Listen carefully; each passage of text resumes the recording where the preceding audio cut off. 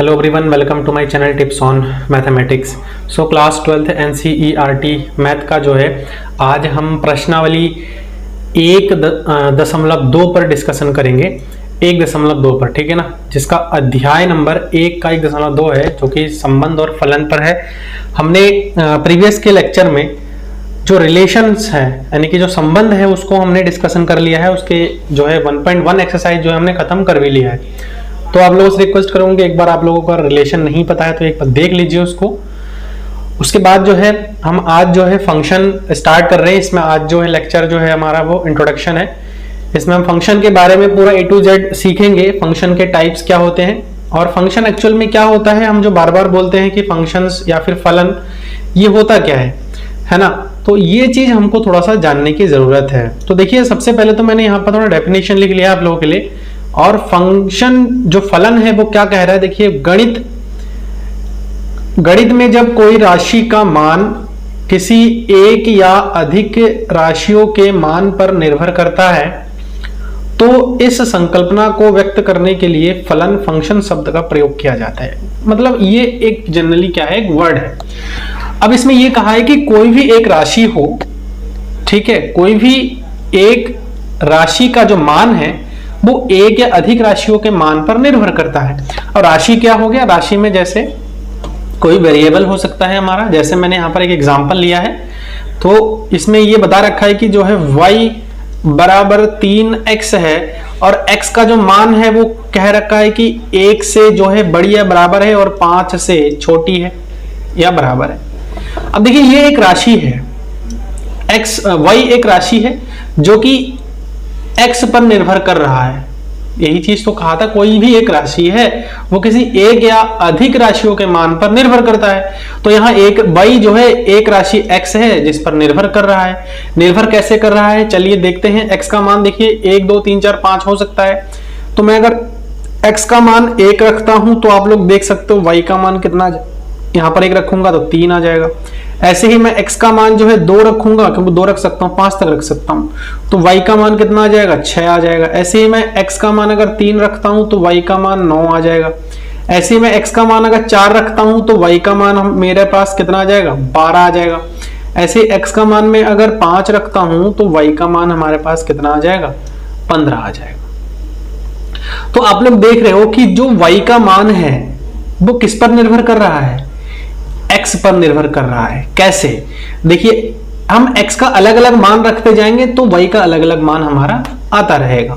तो यही चीज है, ठीक है, यही चीज है कि y जो है, हम ये कह सकते हैं कि जो y हमारे पास है ये निर्भर कर रहा है किस पे, x पर निर्भर कर रहा है। जब हमने x का मान 1 रखा तो y बराबर 3 आया। इसका मतलब y क्या है, x पर निर्भर है। y खुद से तो कुछ नहीं कर पा रहा है ना, y x पर निर्भर है। तो ऐसे राशियों को हम क्या बोलते हैं, इनको हम बोलते हैं फंक्शन।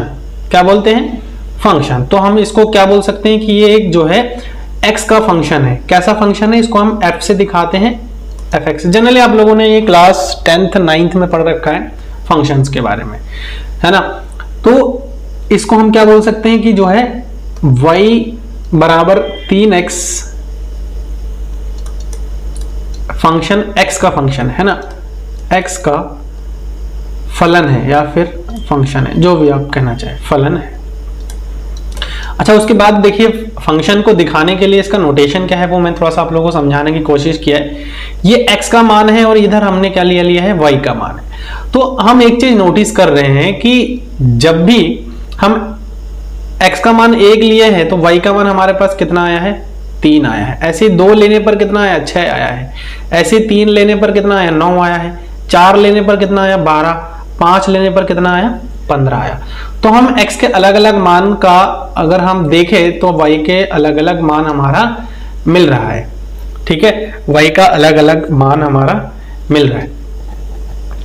अब देखिए, जो ये वाला जो x है, x को हम एक पर्टिकुलर नाम देते हैं, उसको हम डोमेन बोलते हैं। क्या बोलते हैं, डोमेन, है ना।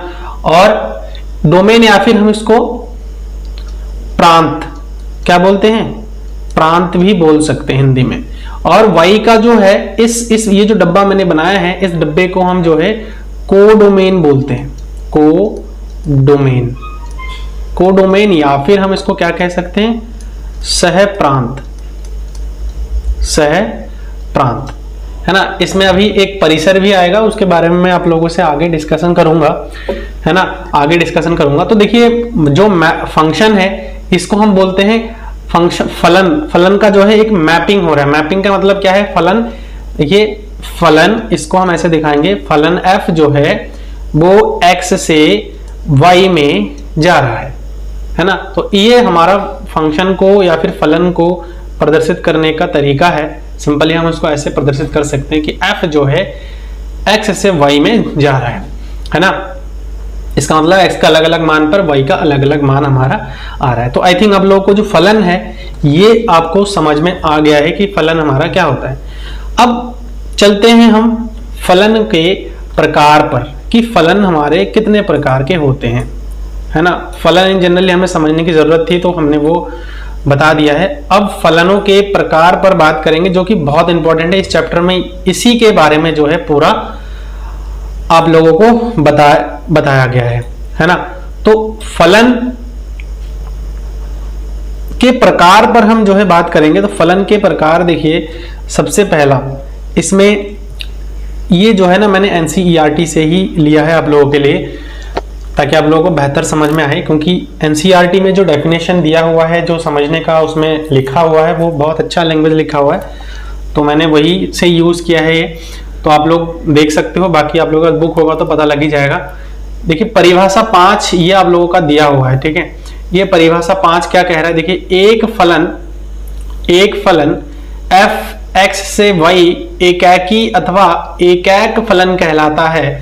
एकैक फलन कहलाता है यदि f के अंतर्गत x के विभिन्न अवयवों के प्रतिबिंब भी भिन्न होते हैं।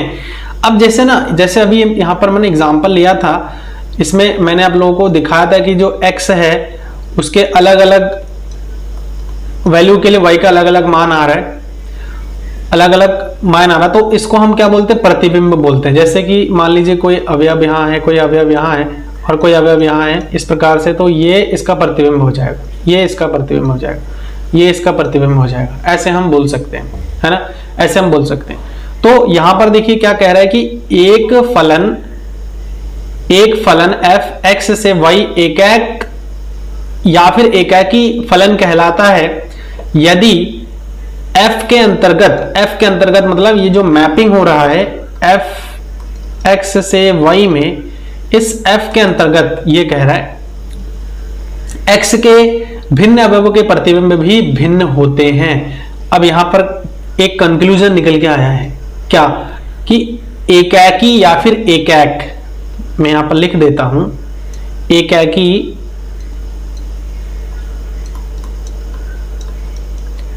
या फिर एकैक बोलते हैं हम इसको, या फिर हम इसको बोल सकते हैं 1-1, जिसको जैसा सुविधा हो वैसे ही कर लीजिएगा। 1-1 मैं उस पॉइंट ऑफ व्यू से करवा रहा हूं। देखिए इंग्लिश में इसलिए बता रहा हूं ताकि आप लोगों को जब मैं जेई मेन या फिर नेट की तैयारी वगैरह करवाऊंगा, मोस्टली मैथ वाले बच्चे जेई मेन या फिर बीटेक करने के सोच रहे हैं, तो उनके लिए तो बहुत इंपॉर्टेंट है। आप लोग हिंदी और इंग्लिश दोनों में समझ के चलने की कोशिश करिए, ठीक है। तो एकैक या पहला जो इसमें फंक्शन हमारे पास आ रहा है वो है एकैक। एकैक के लिए क्या बोल रखा है कि जितने भी x है उसका प्रतिबिंब भिन्न होना चाहिए। x का जितना भी प्रतिबिंब है वो हमारा भिन्न भिन्न होना चाहिए। दूसरा इसमें क्या है, आगे बढ़ते हैं और आगे इसको जो है रीड करते हैं। अर्थात प्रत्येक x, y belongs to x के लिए, मतलब जितना भी x1 x2 है वो सारे x के लिए, मतलब fx1 बराबर fx2 का तात्पर्य है कि x1 बराबर x2 होना चाहिए, अन्यथा एक बहु एक या फिर मैनी वन फलन कहलाता है ना, मैनी वन फलन कहलाता है। अब एक देखिए दूसरा वर्ड यहाँ पर क्या आया, बहु एक फलन। चलिए दूसरा भी यहाँ पर लिख लेते हैं, फिर एक एक करके हम अच्छे से बाय एग्जांपल भी डिस्कशन करेंगे। बहु एक को हम क्या बोलते हैं, मैनी वन, है ना, मैनी वन बोलते हैं। अब देखिए ये दो डेफिनेशन, दो हमारे पास शब्द आ चुके हैं, दो प्रकार आ चुका है फलनों का, ये एकैक या फिर 1-1, बहु एक या फिर मैनी वन। ये दो अभी तक हमारे सामने फलनों का प्रकार आ गया। अब देखिए एक एक करके हम डिस्कस करते हैं। एक फलन वो फलन होता है जिसमें x के हर एक अवयवों का, x के हर एक अवयवों के लिए y में अलग अलग जो है उसका प्रतिबिंब होना चाहिए। जैसे कि यहां पर देखिए 1 है, 2 है, 3 है, 4 है, तो देखिए 1 का जो F1 प्रतिबिंब है वो A है, ऐसे ही 2 के लिए B है, ऐसे 3 के लिए D है, ऐसे ही 4 के लिए C है। यहां समझने की जरूरत है। तो ये हमारे पास जो एग्जाम्पल ये दिख रहा है ये हमारे कैसा है, एकैक है। कैसा है, एकैक या फिर एकैकी, एकैकी, ये एकैकी फलन है, एकैकी फलन है। फिर से देख सकते हैं यहां पर कि ये जो है हर x का मतलब जितने भी हमारे पास प्रांत है, ये हमारा क्या है, प्रांत है, और ये दूसरा वाला हमारा सह प्रांत है। तो प्रांत के जितने भी अवयव होंगे उन सभी का प्रतिबिंब अलग अलग होना चाहिए। कहां पर, सह प्रांत में। तो ये एकैक फंक्शन हो गया, एकैक फलन हो गया। दूसरा क्या कहा है इसमें, बहु एक, बहु एक मतलब मैनी वन। अब नाम से देखिए थोड़ा सा आप लोगों को आई थिंक आइडिया लग रहा है कि किसी भी अलग अलग का एक ही के साथ जो है प्रतिबिंब हो जाए तो बहु एक कहलाएगा। जैसे कि यहां पर बोल रखा है, देखिए 1 का प्रतिबिंब क्या है, B है, और 2 का प्रतिबिंब भी क्या है, B है, 3 का प्रतिबिंब C है, 4 का प्रतिबिंब D है।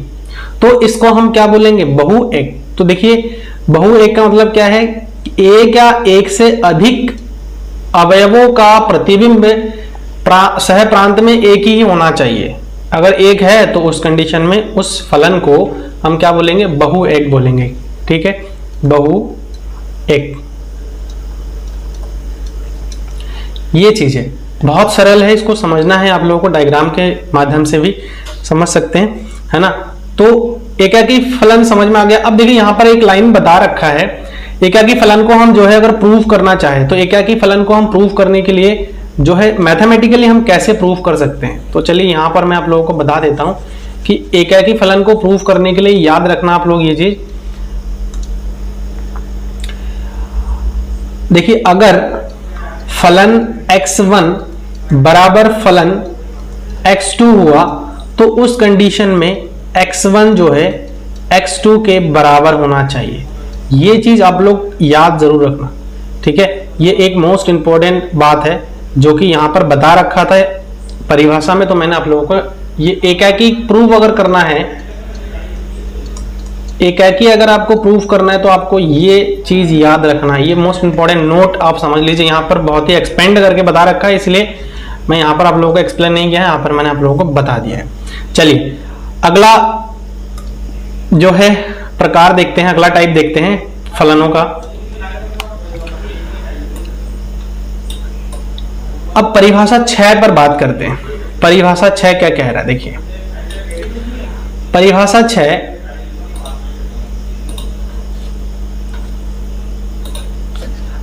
6 जो है कह रहा है फलन f x से y आच्छादक या फिर ऑनटू अथवा आच्छादी सर्जेक्टिव कहलाता है यदि f के अंतर्गत y का प्रत्येक अवयव x के किसी ना किसी अवयव का प्रतिबिंब होता है। अर्थात प्रत्येक y belongs to small y belongs to capital Y के लिए x में एक ऐसे अवयव x का अस्तित्व है कि y x बराबर y हो। यहां आपको समझना है। तो यहां पर एक नाम हमारे पास निकल करके आया है, चलिए उसको हम लिख लेते हैं। दूसरा तीसरे टाइप का ये जो है हमारे पास प्रकार निकल के आया है, और वो क्या है, आच्छादक। आच्छादक, आच्छादक या फिर हम इसको क्या बोल सकते हैं, ऑनटू, या दूसरे शब्दों में बोल सकते हैं आच्छादी। आच्छादी, आच्छादी को हम बोल सकते हैं सर्जेक्टिव। सर्जेक्टिव। अब आच्छादक के लिए क्या बोल रखा है, आच्छादक के लिए क्या बोल रखा है कि f के अंतर्गत y का जो प्रत्येक अवयव है x के किसी न किसी अवयव का क्या होना चाहिए, प्रतिबिंब होना चाहिए। मतलब ये हुआ y का प्रत्येक अवयव, मतलब अगर ये हम देखें इसको, अगर इस एग्जांपल को हम वेरीफाई अगर करें, देखिए यहां पे इस एग्जांपल को अगर वेरीफाई करें, फिर हम यहाँ पे जो एग्जांपल दिया गया एनसीईआरटी का हम वो भी लेकर के बात करेंगे। तो सबसे पहले हम इसको यहाँ देखते हैं। अगर हमारे पास ये प्रांत है और एक ये हमारे पास क्या है, सह प्रांत है ना। और इसमें मैं बात करता हूं कि इसमें हमारे पास कुछ अवयव है, जैसे कि 1 अवयव, 2 अवयव, 3 अवयव, 4 अवयव। ऐसे ही इसमें भी 1 अवयव, 2 अवयव, 3 अवयव, 4 अवयव, है ना, 4 अवयव। अब देखिए अगर मैं इसकी मैपिंग करूं, है ना, इसकी अगर मैं मैपिंग करूं, मैपिंग का मतलब आप समझते होंगे कि अवयवों को मिलाना, एक कोई भी x का कोई भी मान के लिए y का एक कोई मान मिल जाए, मतलब ये कोई मान है, आप समझ सकते हो, इसको मैं एग्जांपल ही लिया है, ठीक है।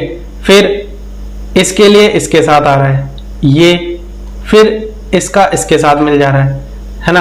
देखिए यहां पर एग्जांपल भी आप लोगों को दे रखा है, वो मैं आप लोगों को बताऊंगा। तो उस कंडीशन में ये कह रहा है कि f के अंतर्गत, अब ये मैपिंग हो रहा है हमारा, इसको हम क्या बोल सकते हैं, f बोल सकते हैं। तो इस f के अंतर्गत y का प्रत्येक अवयव, ये y है, y का हर एक अवयव x के किसी ना किसी अवयव का क्या होना चाहिए, प्रतिबिंब होना चाहिए। फिर से समझिए कि इस f के अंतर्गत y का प्रत्येक अवयव x के किसी ना किसी अवयव का एक प्रतिबिंब जरूर होना चाहिए, है ना, किसी ना किसी एक अवयव का प्रतिबिंब जरूर होना चाहिए। तो उस कंडीशन में उसको हम क्या बोल सकते हैं, आच्छादक बोल सकते हैं, या फिर ऑन टू फंक्शन बोल सकते हैं। देखिए एग्जांपल यहां पर बोल रखा है, इसमें ये बोल रखा है कि आकृति 1.2 का थर्ड, ये 1.2 है, 1.2 का थर्ड वाला, ये जो थर्ड वाला है F3 आच्छादक है ना। F3 जो दिया हुआ है वो हमारा कैसा है, आच्छादक है, ये है आच्छादक। क्यों है आच्छादक है, आप देख सकते हो कि y, अगर ये हमारे पास y है और ये हमारे पास अगर x है, तो y का f, इस F3 के अंतर्गत y का जितने भी अवयव है वो x के किसी ना किसी अवयव का प्रतिबिंब जरूर है। तो अगर जरूर है, प्रतिबिंब होना चाहिए, मतलब कोई भी अवयव खाली नहीं होना चाहिए। इधर समझ में आ रहा है, कोई भी अवयव जो है खाली नहीं होना चाहिए। अगर खाली है तो उस कंडीशन में नहीं होगा, मतलब x का किसी ना किसी अवयव का प्रतिबिंब जरूर होना चाहिए। अच्छा, उसके बाद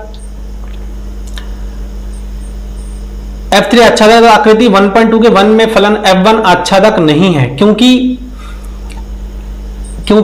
x2 के अवयव E तथा F1 के अंतर्गत x1 के किसी भी अवयव के प्रतिबिंब नहीं है। अब चलिए देखते हैं इसके आगे वाले पोर्शन में कि क्या क्यों नहीं है।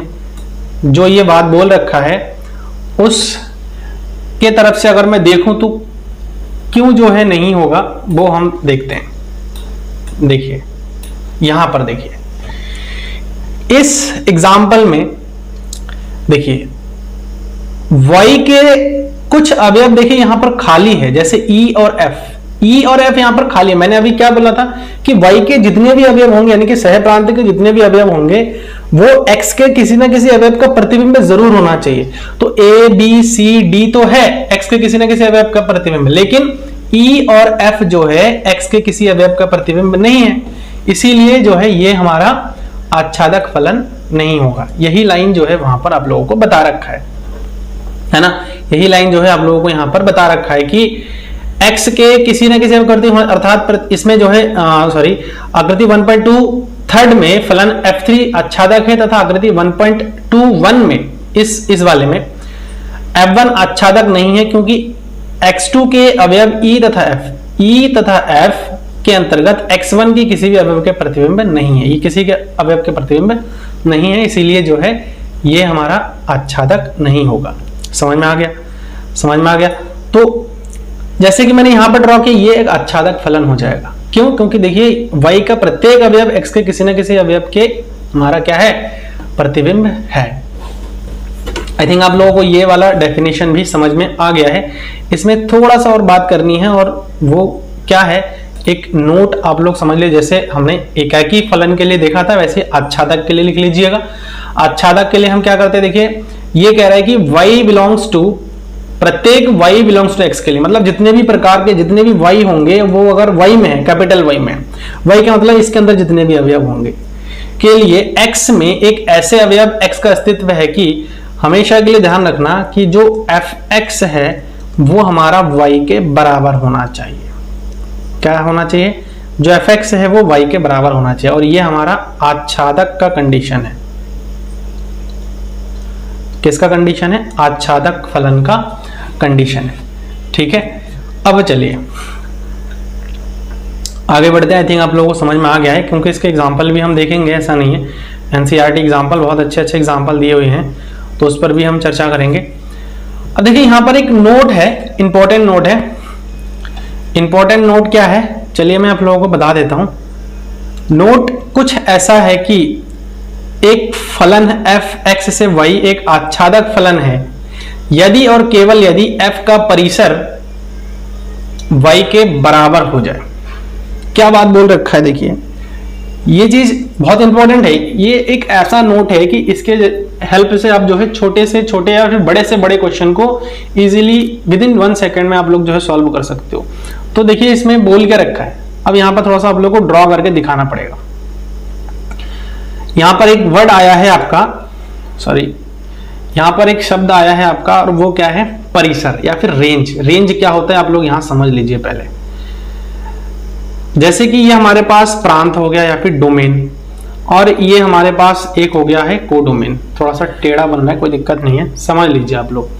मान लीजिए कि इसमें हमारे A B C अवयव है, C D अवयव है, और इसमें हमारे 1 2 3 4 5 अवयव है। अब मैं कह रहा हूं कि A का जो मैपिंग है इसके साथ है, B का 1 के साथ है, C का 3 के साथ है, और D का 4 के साथ मैपिंग है ना।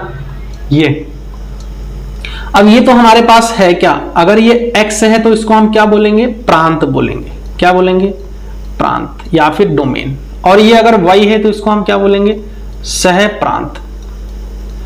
अब बात आती है कि परिसर क्या होता है। परिसर, परिसर या फिर हम कह सकते हैं रेंज। चलिए, परिसर वो होता है, यहां लिखेंगे y या फिर सह प्रांत के वे अवयव। यहां पर लिख लीजिए, ऐसे मैं बता देता हूं इसको, आप लोग लिख लीजिए। सह प्रांत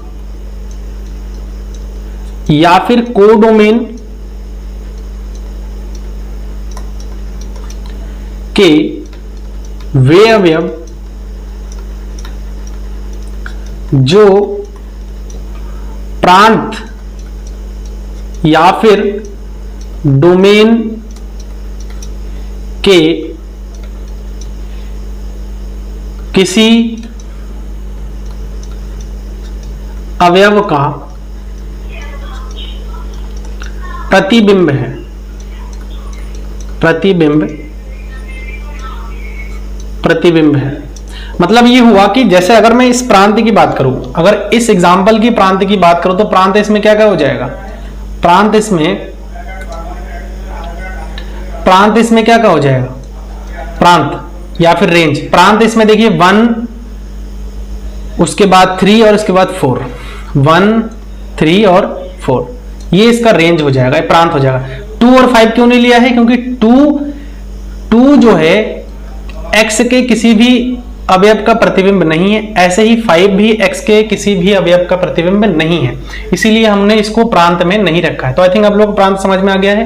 क्या बोला है, सह प्रांत के वे अवयव जो प्रांत डोमेन के किसी अवयव का प्रतिबिंब है, मतलब रेंज में वो अवयव आएगा जो कि सह प्रांत में रेंज में सह प्रांत के वे अवयव आएंगे जो कि प्रांत के किसी अवयव का जो है प्रतिबिंब है।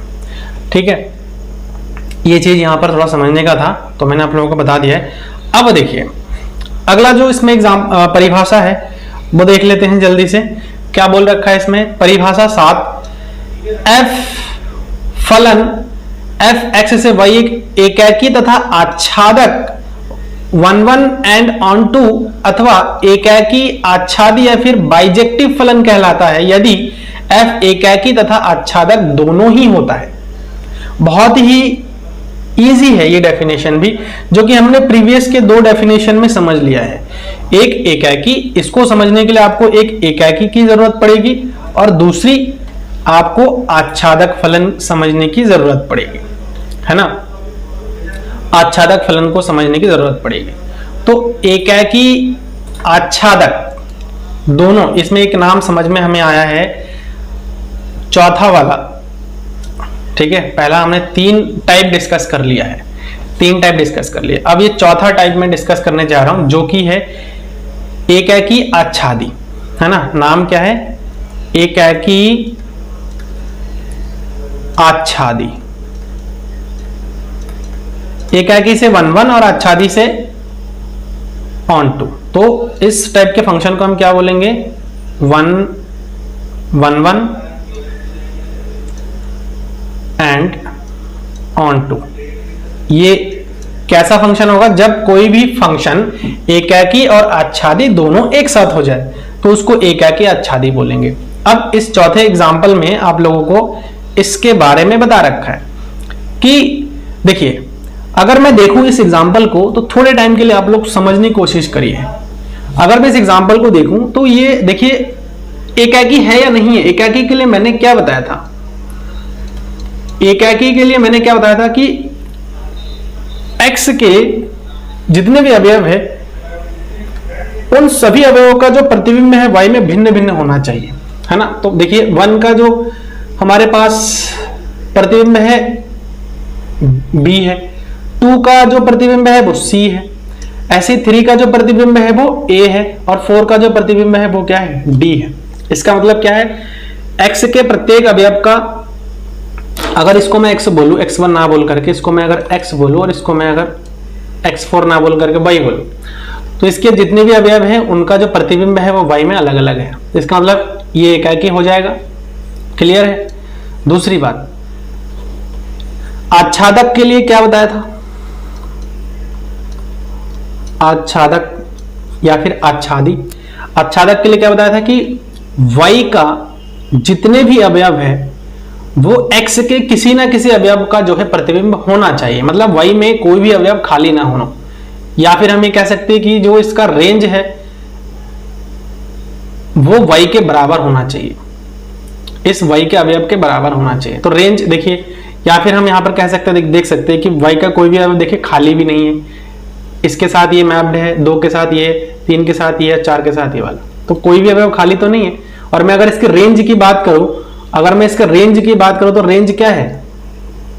रेंज मतलब परिसर। परिसर क्या है?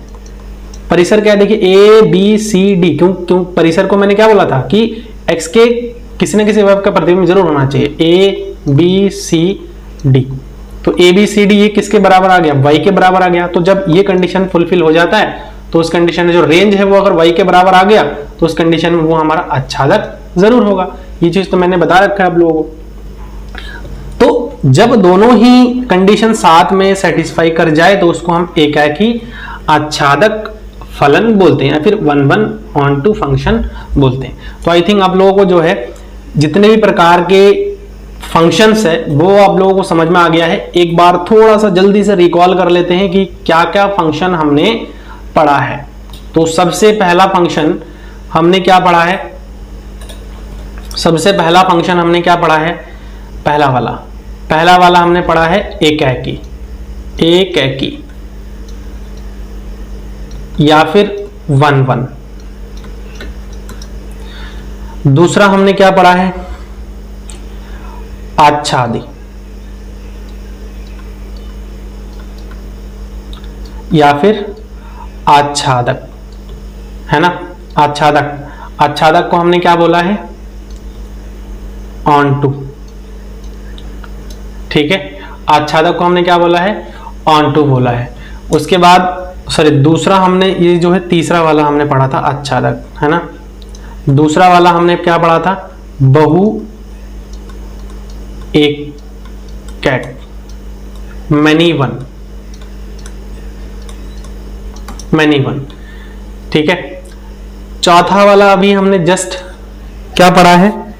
एकाकी आच्छादित या फिर आच्छादी, है ना, एक क्या आच्छादी, या फिर 1 1 एंड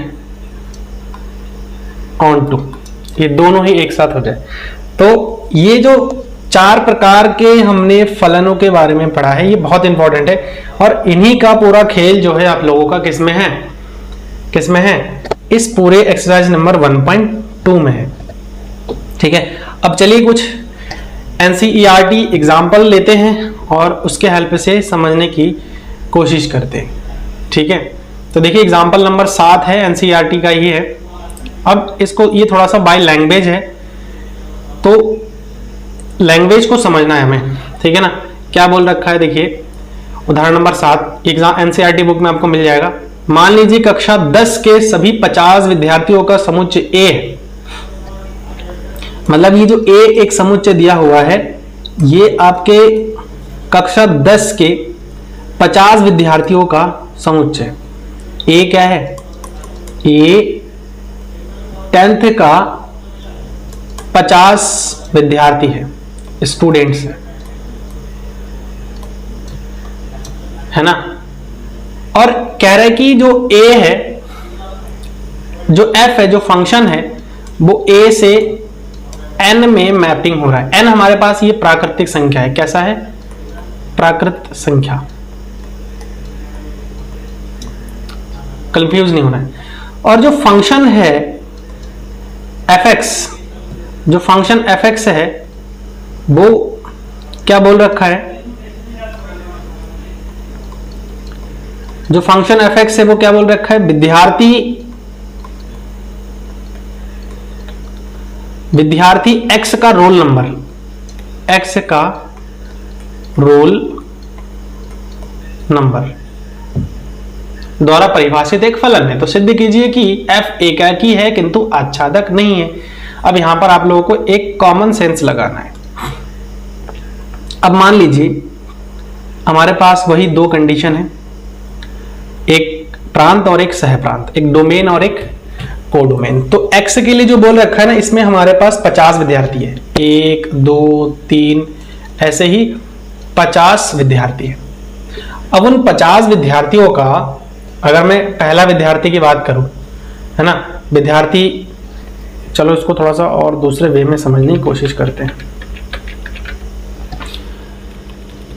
दूसरे वे में कैसे, मैं बता रहा हूं। देखिए मान लीजिए कि ये एक विद्यार्थी है, एक विद्यार्थी ये है, एक विद्यार्थी ये है, एक विद्यार्थी ये है, ऐसे ही हमारे पास 50वां विद्यार्थी ये है। और इसमें बोल रखा है कि 50 विद्यार्थी है, तो इसका मतलब क्या है कि हर एक विद्यार्थी का अलग अलग रोल नंबर होगा। पहला विद्यार्थी का 1 होगा, 2 होगा, 3 होगा, इस प्रकार से लास्ट जो विद्यार्थी होगा उसका 50 होगा। इसका मतलब पहला विद्यार्थी का रोल नंबर 1, दूसरे विद्यार्थी का रोल नंबर 2, तीसरे विद्यार्थी का रोल नंबर 3, ऐसे ही 50वें विद्यार्थी का जो रोल नंबर है वो 50 है। तो देखिए हर एक, ये y है, तो y के जितने भी अवयव है, x का जितना भी अवयव है, उसका जो प्रतिबिंब है y में अलग अलग है, भिन्न भिन्न है। इसका मतलब क्या है, ये एकाकी हो जाएगा। होगा कि नहीं होगा, बहुत सिंपल था, बहुत सिंपल था। ये विद्यार्थी है, ये x क्या है हमारे पास, विद्यार्थी है, और जो y है वो रोल नंबर हो गए। तो पहले विद्यार्थी का रोल नंबर 1, दूसरे का इस प्रकार से हम बोल सकते हैं। एकाकी है किंतु आच्छादक नहीं है। आच्छादक नहीं है क्यों, आच्छादक नहीं है क्यों कहा है ऐसा, देखिए यहां पर थोड़ा सा स्टडी कर लेते। कक्षा के 2 भिन्न भिन्न विद्यार्थियों के रोल नंबर समान नहीं हो सकते, क्लियर है। अगर कोई भी 2 अलग अलग है बस विद्यार्थी है, उसका एक हमारे पास नहीं हो सकता है रोल नंबर, है ना। इसीलिए हमारे पास जो f है वो कैसा हो गया, एकाकी हो गया है। कैसा हो गया है, f जो है एकाकी हो गया है। व्यापकता की बिना क्षति किए हम मान सकते हैं कि विद्यार्थियों के रोल नंबर 1 से 50 तक है। इसका तात्पर्य यहां हुआ है कि n का अवयव 51 कक्षा के किसी भी विद्यार्थी का रोल नंबर नहीं है। अब देखिए दूसरी चीज, जो a है, ये x, ये जो है a है, a से किस में मैपिंग हो रहा है, y मतलब n। n हमारा क्या है, प्राकृत संख्या, और प्राकृत संख्या कहां से स्टार्ट होता है, जो n होता है वो 1 2 3 और इस प्रकार से बहुत सारे नंबर होते हैं इसमें। तो इसका मतलब क्या है, इस n में 50 के बाद एक 51 नंबर भी है, एक 52 नंबर भी है, ऐसे बहुत सारे नंबर है। तो इसमें तो 50 ही विद्यार्थी है, तो 50 तक तो मैप हो रहा है, लेकिन 51 52 का किसी के साथ कोई मैपिंग नहीं है, ये किसी का प्रतिबिंब है ही नहीं, एक्स का, एक्स के किसी का प्रतिबिंब नहीं है। इसका मतलब क्या है कि जो y के अवयव है, जो n है, उसमें अवयव खाली है, जो कि x के किसी अवयव का प्रतिबिंब है ही नहीं। तो उस कंडीशन में ये एकाकी तो है लेकिन आच्छादक नहीं होगा। आच्छादक क्यों नहीं होगा, फिर से बता रहा, आच्छादक क्यों नहीं होगा, क्योंकि यहां पर जो है दो या फिर बहुत सारे अवयव जो है 50 के बाद जितने भी अवयव वो खाली है, वो किसी के साथ प्रतिबिंब बना ही नहीं है, इसीलिए वो जो है यही चीज यहां पर एक्सप्लेन करके आप लोगों को बता रखा है।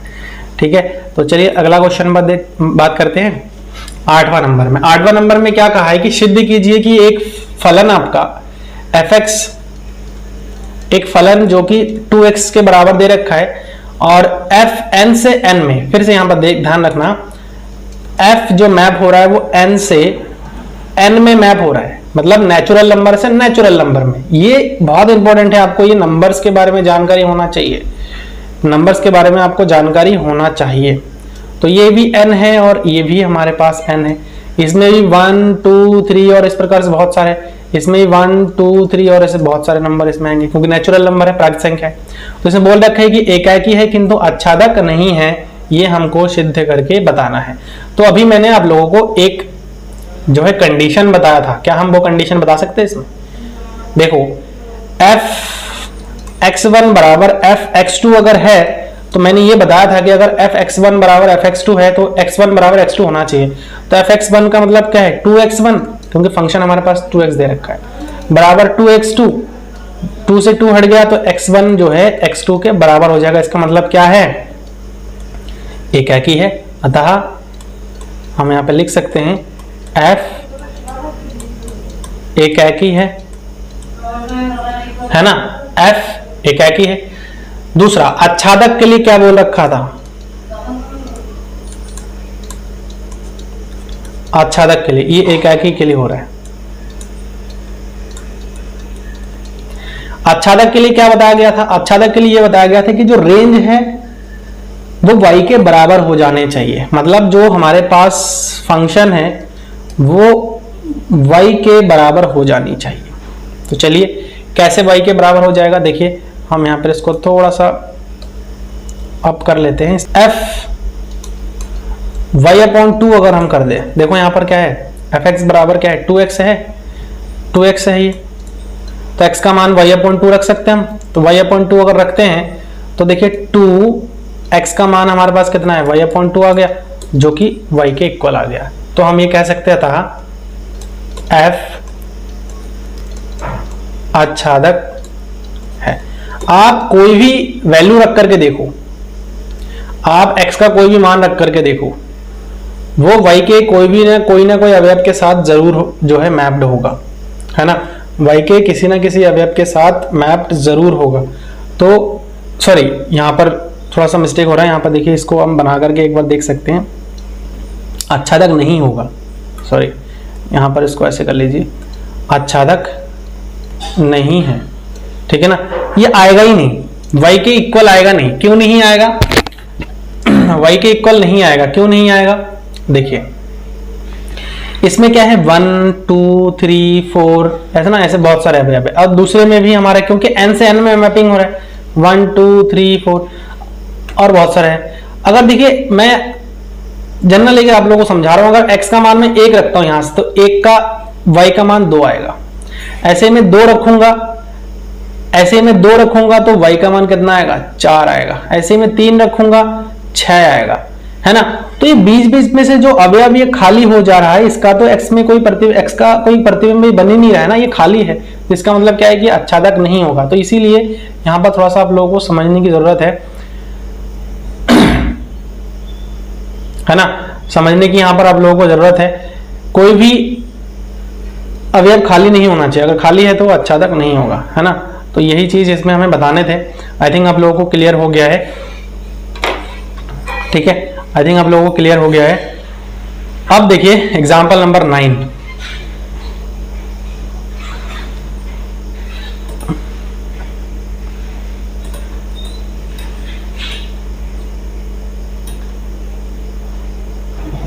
एग्जाम्पल नंबर 9, अब दोनों में थोड़ा सा फर्क है, अब यहां थोड़ा समझना है हमें, दोनों में फर्क क्या है।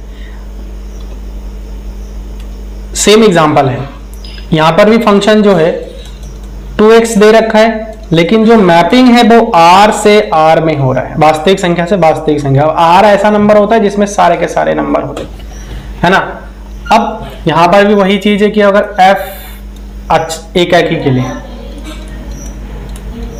एकाकी के लिए fx1 बराबर, अगर fx2 है तो x1 बराबर x2 आना चाहिए, तो x1 बराबर x2 आना चाहिए। इसका मतलब क्या है कि 2x1 बराबर 2x2 और x1 बराबर x2, तो इसका मतलब क्या है, हम कह सकते हैं अतः f एकाकी है। सिमिलरली अगर मैं आच्छादक की बात करूं,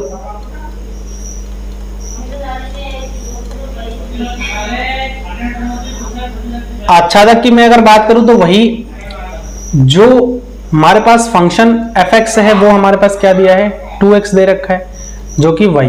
तो यहां से अगर मैं x का मान निकालूं तो ये y/2 आ जाएगा। तो आप लोग देख सकते हो कि x के अलग अलग मान के लिए y में इसका मैपिंग हो जाएगा। अगर आप 1 रखते हो, 2 रखते हो तो भी इसका मैपिंग हो जाएगा। तो यहां पर y f(y/2) बराबर 2y/2 और ये किसके बराबर आ गया, y के बराबर आ गया। ऐसा मैंने क्यों कहा है, अगर x का मान आप 1 रखते हो तो y का मान कितना आ जाएगा, x का मान अगर आप 1 रखते हो तो y का मान कितना आ जाएगा, 2 आ जाएगा। ऐसे 2 रखते हो 3, तो सारे के सारे अवयव जो है मैपिंग हो जाएगा। अतः हम कह सकते हैं f आच्छादक है ना। आई थिंक आप लोगों को जो आज का लेक्चर है वो क्लियर हो गया है, समझ में आ गया है कि कितने प्रकार के हमारे पास जो है फलन होते हैं, और उसके हमने कुछ एग्जाम्पल भी देखा है। कहीं पर भी अगर आप लोगों को डाउट है तो आप लोग मुझे कमेंट के माध्यम से बता सकते हैं, ठीक है। और साथ ही साथ अगर वीडियो सही लगा है तो इसको आप लोग लाइक कर दे, और चैनल पर अगर नए हैं तो मेक श्योर आप लोग इसको सब्सक्राइब जरूर कर लेना, साथ में नोटिफिकेशन बेल को भी प्रेस कर ले, ताकि ऐसी आने वाली जो हर एक वीडियो है उसकी नोटिफिकेशन आपको पहले मिल सके। और अपने फ्रेंड्स लोगों के साथ भी इसको शेयर जरूर करें। So thanks for watching this video.